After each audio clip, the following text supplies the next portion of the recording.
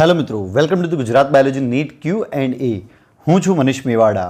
તો મિત્રો આપણે ધોરણ 12 નું પહેલું ચેપ્ટર સજીવોમાં પ્રજનન વિશે ડિટેલમાં NCERT લાઇન ટુ લાઇન ભણી રહ્યા છે। મિત્રો આપણે આજે અલિંગી પ્રજનન વિશે ડિટેલમાં સમજીશું। લાસ્ટ ટાઈમ આપણે વિડીયોની અંદર તમે જોયું છે અલિંગી અને લિંગી પ્રજનનનો તફાવત મેં વિસ્તૃતમાં સમજાવ્યો હતો અને હવે આપણે ડિટેલમાં અલિંગી પ્રજનન જોઈશું અને પછી બીજા બધા વિડીયોના અંદર મિત્રો લિંગી પ્રજનન વિશે વાત કરીશું। તો આજે મિત્રો અલિંગી પ્રજનન ભાગ 1 વિશે ચર્ચા કરીશું। ભાગ 2 ની અંદર મિત્રો સ્પેશિયલી હું તમને વનસ્પતિક પ્રજનન સમજાવવાનો છું, એટલા માટે હાલ આપણે અલિંગી પ્રજનન ભાગ 1 ની અંદર સંપૂર્ણ મિત્રો છેક સુધી વિડીયો જોઈ, વચ્ચે ક્યાંય પણ સ્કીપ ના કરતા।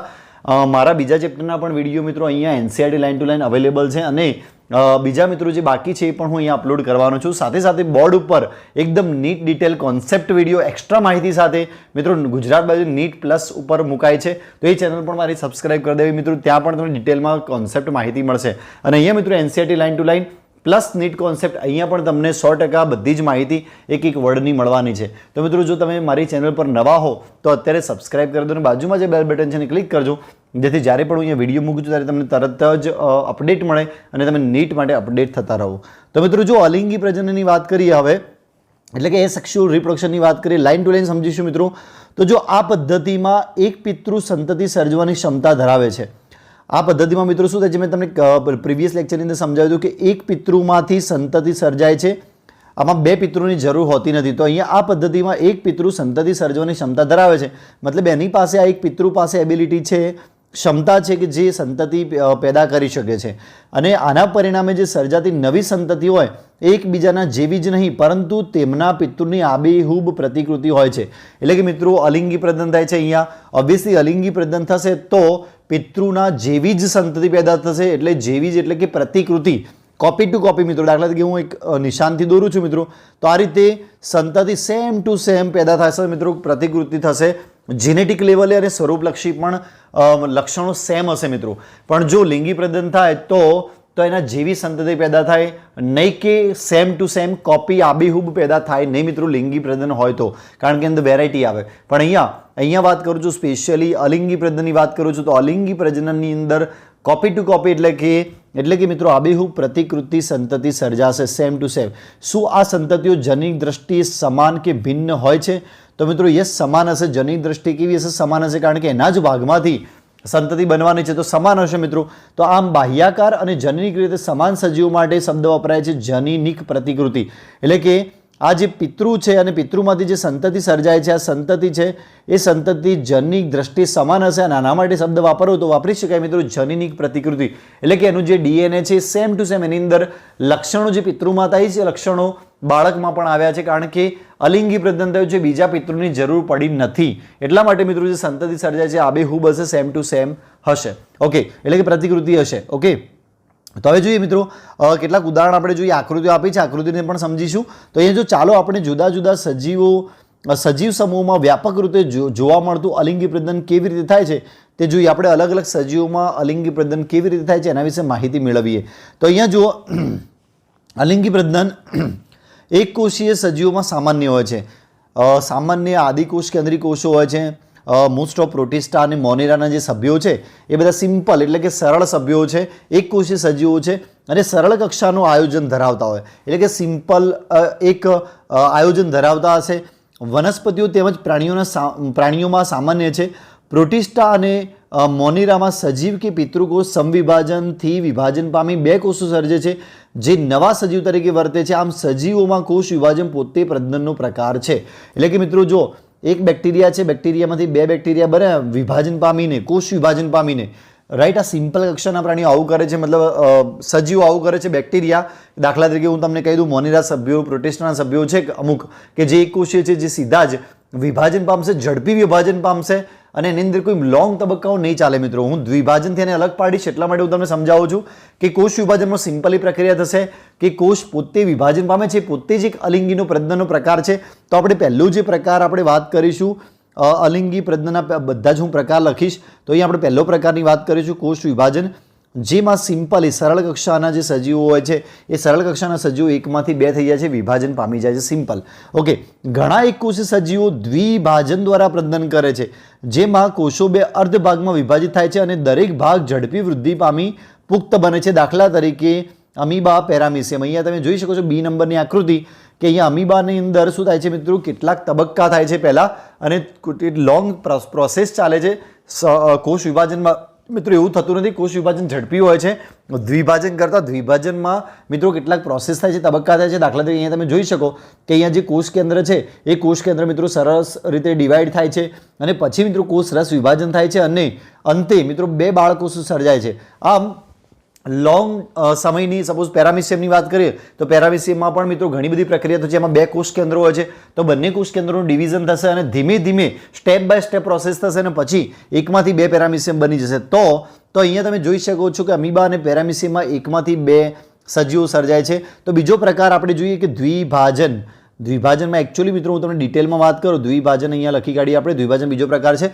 તો દ્વિભાજનમાં આપણે વાત કરીએ તો આમ તો ઘણા બધા પ્રકાર આપણે કહી શકીએ. દાખલા તરીકે સરળ વિભાજન. દ્વિભાજનની વાત કરીએ તો અમીબાની અંદર સરળ દ્વિભાજન થઈ શકે છે. સરળ દ્વિભાજનની વાત કરું છું.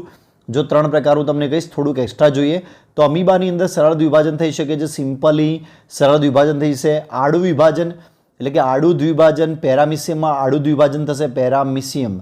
ઓકે, તો પેરામિસિયમમાં આડું દ્વિભાજન થશે. ઊભું દ્વિભાજનની વાત કરીએ તો ઊભું દ્વિભાજન થશે યુગ્લિનાના. તો યુગ્લિનામાં ઊભું દ્વિભાજન થાય છે મિત્રો. તો આ એક્સ્ટ્રા એક્ઝામ્પલ છે. ક્યાંક પૂછાય તો મિત્રો જો આ પેરામિસિયમ છે, સપોઝ સ્લીપર આકારનું હોય છે તો મિત્રો આડું વિભાજન થશે. યુગ્લિના હશે તો યુગ્લિના આ રીતે હોય છે મિત્રો, તમને ખબર છે. કશાવદાર છે તો આમાં ઊભું વિભાજન થશે. અમીબામાં સરળ વિભાજન થઈ જશે, ગમે ત્યાંથી વચ્ચેથી વિભાજન થશે.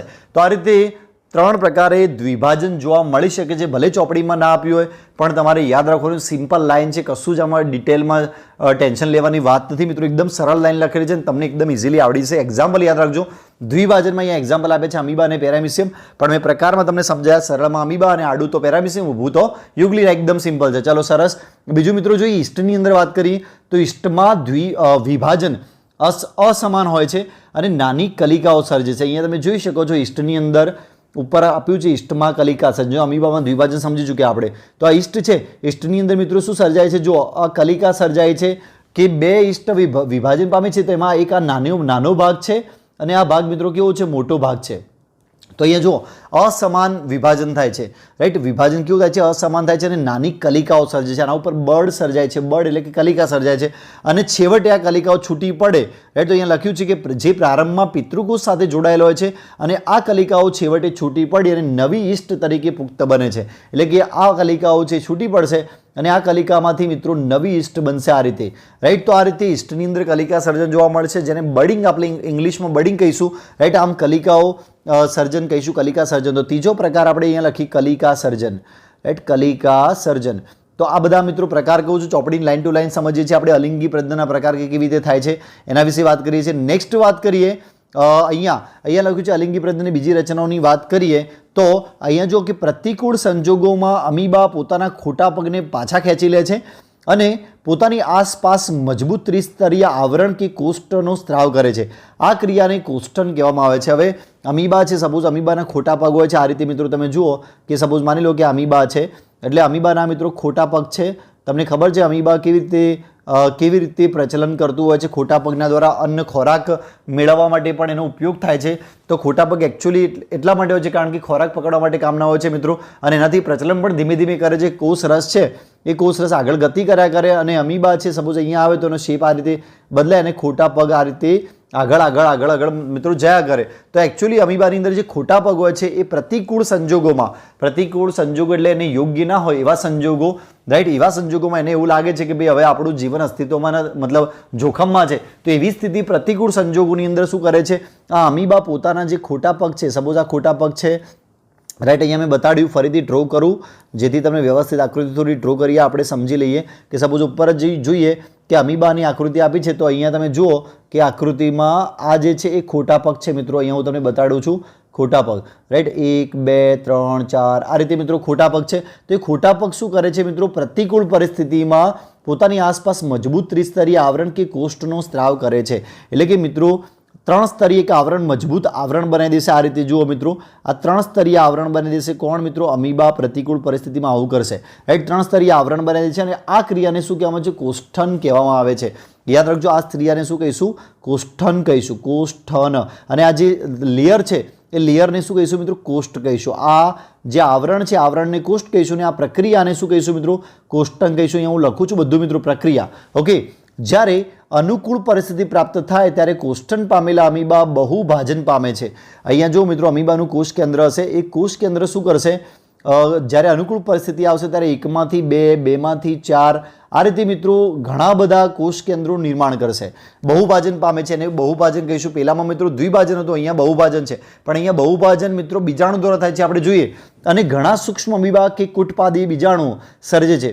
કોષ્ટની દિવાલ તૂટે છે અને બીજાણુ આસપાસના માધ્યમમાં મુક્ત થઈ અમીબા તરીકે વૃદ્ધિ પામે છે. આ ક્રિયાને બીજાણુ નિર્માણ કહેવામાં આવે છે. એટલે અહીંયા જો મિત્રો શું થાય છે કે કોષ કેન્દ્રો, ઘણા બધા કોષ કેન્દ્રો છે એ નિર્માણ પામે છે. અને કોષ કેન્દ્રની આજુબાજુ દિવાલ રચાઈ જાય છે મિત્રો, એટલે કે ઘણા બધા કુટપાદીય બીજાણુઓ રચાય છે.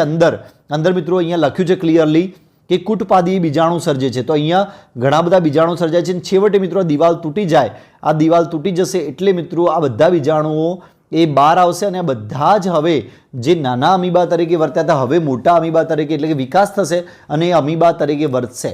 રાઈટ, તો આ રીતે બીજાણુ, આને આપણે શું કહીશું? બીજાણુ કહીશું. તો જુઓ આ બીજાણુ શું કર્યું કે બીજાણુ બહાર આવી અને હવે આ અમીબા બની જશે, ઘણા બધા અમીબા બની જશે મિત્રો. આ રીતે 1, 2 જેટલા બીજાણુ છે અલિંગી પ્રજનન દ્વારા ડાયરેક્ટ સીધો વિકાસ થશે અને એ પોતે જ અમીબા તરીકે વર્તશે.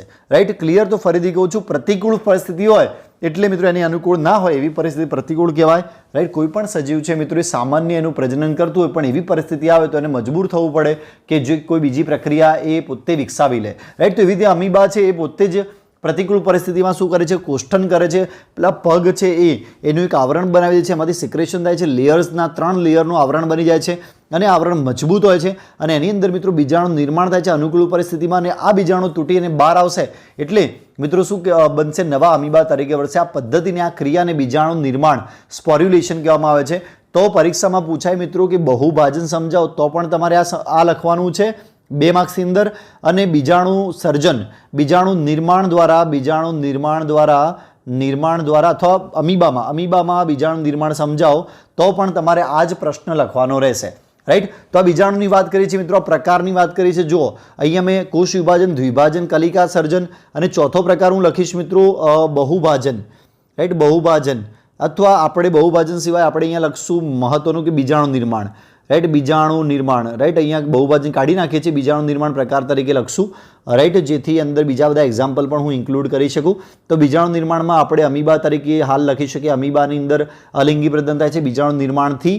નેક્સ્ટ વાત કરીએ, બીજા બીજાણુની વાત કરીએ તો ફૂગ સૃષ્ટિના સભ્યો અને લીલ જેવી સરળ વનસ્પતિઓ વિશિષ્ટ અલિંગી પ્રેરિત રચનાઓ દ્વારા પ્રજનન કરે છે. અલિંગી રચનાઓ દ્વારા પ્રજનન કરે છે. આ રચનાઓ પૈકી ચલ બીજાણુઓ ઝૂસ્પોર સર્વસામાન્ય છે. કે લીલની અંદર વાત કરીએ તો કેટલીક લીલ, દાખલા તરીકે અહીંયા તમને એક એક્ઝામ્પલ આપ્યું છે, અહીંયા તમે જોઈ શકો કે ક્લેમિડોમોનાસના ચલ બીજાણુઓ.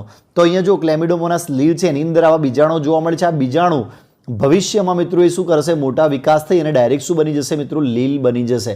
રાઈટ, તો એક્ઝામ્પલ તમારે યાદ રાખવાનું છે. બીજાણુ નિર્માણના બીજું એક એક્ઝામ્પલ તમારે યાદ રાખવાનું છે.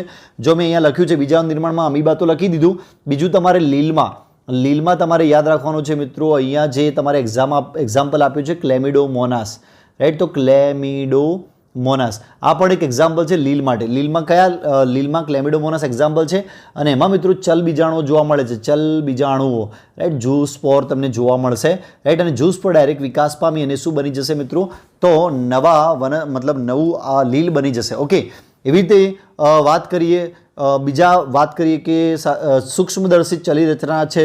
બીજી અને અલિંગી પ્રજનન કરતી રચનાઓ કણી બીજાણુની વાત કરીએ તો જો હાલ જે ચલિત રચના બતાવી ઝૂસ્પોર બતાવ્યા છે, ચલી બીજાણુ બતાવ્યા છે.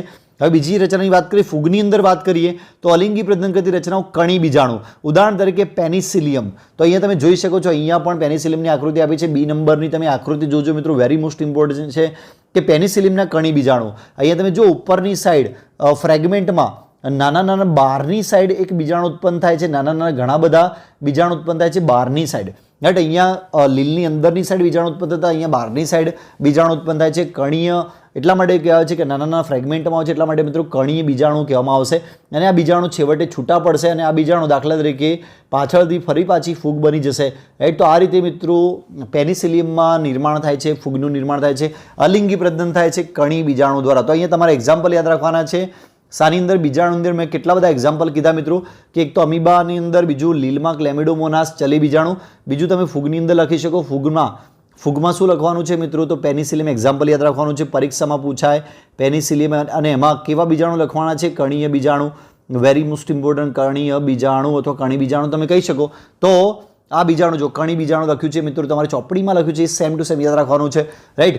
નેક્સ્ટ વાત કરીએ કલિકાની અંદર, આપણે ઓલરેડી ભણી ચૂક્યા છે. ઉદાહરણ તરીકે હાઇડ્રામાં બાહ્ય કલિકા સર્જન જોવા મળે છે અને અંતઃકલિકા, ઉદાહરણ તરીકે વાદળીના અંદર અંતઃકલિકા જોવા મળે છે મિત્રો. તો અહીંયા હાઇડ્રાનું એક્ઝામ્પલ તમે જોઈ શકો, કલિકા આપેલી છે.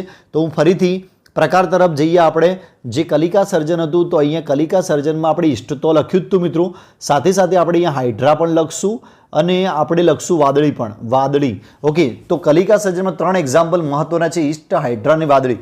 જો ઈષ્ટમાં બાહ્ય કલિકા સર્જન થાય છે, અહીંયા તમે જોઈ શકો છો બાહ્ય કલિકા સર્જન થાય છે અને આ કલિકા છેવટે છૂટી પડશે, રાઈટ. આ છેવટે છૂટી પડશે અને ફરીથી હાઇડ્રા તરીકે નિર્માણ પામશે, રાઈટ. તો અહીંયા બીજું તમારે યાદ રાખો, સી નંબરની આકૃતિ હાઇડ્રામાં કલિકા સર્જન. એવી રીતે સેમ વાદળીમાં અંતઃકલિકાની વાત કરીએ તો વાદળી હોય છે, સ્પોન્જીસ હોય છે. સ્પોન્જીસની અંદર મિત્રો સપોઝ માની લો કે અહીંયા જો વાદળી છે, તો વાદળીની અંદર દાખલા તરીકે આ જ વાદળી સમજી લઈએ, તો વાદળીની અંદર નાની કલિકાઓ નિર્માણ પામે છે અને આ રીતે મિત્રો કલિકાઓ નિર્માણ પામે છે અંદરની સાઈડ, એટલા માટે એને અંતઃકલિકા કહેવામાં આવે છે. અને આ કલિકાઓ છેવટે બહાર નીકળી જશે, અહીંથી બહાર નીકળશે અને આ કલિકાઓ સેમ એવી જ રચનાઓ છે, રાઈટ. એવી રચના બનાવશે કલિકાઓ અને આ જે કલિકાઓ છે એ અંતઃકલિકાઓ છે જે પાછળથી વાદળી તરીકે વિકાસ પામશે. અને આ જે કલિકાઓ છે એ કલિકાને મિત્રો આપણે જેમ્યુલ્સ કહીશું. ફરીથી કહું છું, કલિકાઓને આપણે શું કહીશું? જેમ્યુલ્સ નામ આપીશું મિત્રો કલિકાઓને. આપણે અહીંયા આગળ ભણીએ એટલે તમને ખ્યાલ આવશે વધારે. તો વાદળી અંતઃકલિકા તરીકે શું ઉદાહરણ યાદ રાખવાનું છે? વાદળી, કે વાદળીની અંદર મિત્રો પ્રતિકૂળ પરિસ્થિતિની અંદર આવું થશે કે અંદરની સાઈડ કલિકાઓ નિર્માણ પામશે અને આ કલિકાઓ છે બહાર નીકળી અને વાદળી તરીકે નિર્માણ પામશે. મિત્રો વાદળી આવું જ હોય. અહીંયા તમે સોય આકારના જોઈ શકો છો જે રચનાઓ છે એ મિત્રો દ્રઢાઓ છે જે એને મજબૂત રાખશે. દ્રઢાઓ છે, બીજું ઘણું બધા મિત્રો કોષો આવેલા હોય છે. ઉપર આશ્યક હોય છે મિત્રો, આશ્યક જ્યાંથી પાણી બહાર આવતું હોય છે, નલિકામય તંત્ર આવેલું હોય છે, કોષી રચના ધરાવે છે મિત્રો વાદળી, તમને ખ્યાલ હશે. તો એની અંદર કલિકાઓ સર્જાશે અને કલિકાઓ ઇન ફ્યુચર બહાર નીકળશે અને બધી જ કલિકાઓ મિત્રો એઝ અ વાદળી તરીકે નિર્માણ પામશે. ઓકે, તો અહીંયા તમે બધું જ અલિંગી પ્રજનન મિત્રો જોઈ ચૂક્યા છો. શાની અંદર? તો ઈસ્ટની અંદર જોઈ ચૂક્યા છો. આપણે હાઇડ્રાની અંદર જોયું અલિંગી પ્રજનન, વાદળીની અંદર જોયું અલિંગી પ્રજનન, આપણે લીલની અંદર, ફૂગની અંદર વાત કરી આપણે અલિંગી પ્રજનનની. નેક્સ્ટ મિત્રો વિડીયોની અંદર આપણે વધારે વનસ્પતિની વિશે વાત કરીશું. વનસ્પતિની અંદર કેવી રીતે અલિંગી પ્રજનન જોવા મળે છે એના વિશે થોડી ચર્ચા કરીશું. તો આજના વિડીયોમાં ભાગ 1ની અંદર મિત્રો આટલું જ રાખીએ છીએ. ભાગ 2ની અંદર હજી વધારે ડિટેલમાં સમજીશું. તમને કોઈ પણ લાઈન સમજમાં ના આવતી હોય, એકે વર્ડ સમજમાં ના આવતો મિત્રો તો મને રિપ્લાય કોમેન્ટમાં કરજો. 100% હું તમારો રિપ્લાય આપીશ.